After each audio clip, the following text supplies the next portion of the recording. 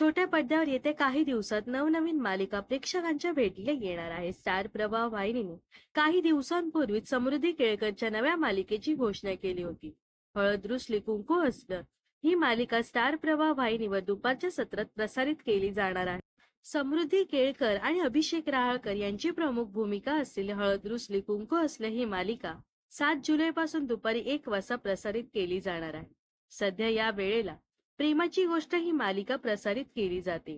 त्यामुळे समृद्धीची नवीन मालिका सुरू झाल्यावर प्रेमाची गोष्ट ही मालिका प्रेक्षकांचा निरोप घेणार आहे.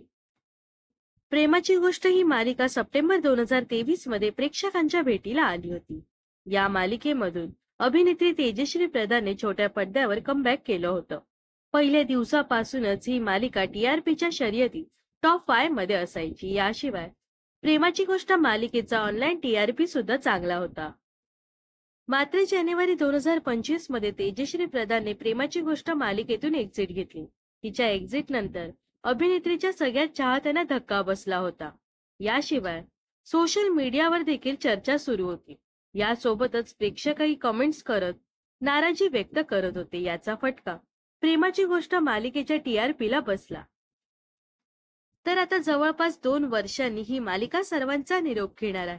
तेजश्री प्रधानने एक्झिट घेतल्यावर मुक्ता कोळीची प्रमुख भूमिकेसाठी मालिकेत अभिनेत्री स्वर्धा ठिगळेची वर्णी लागली होती.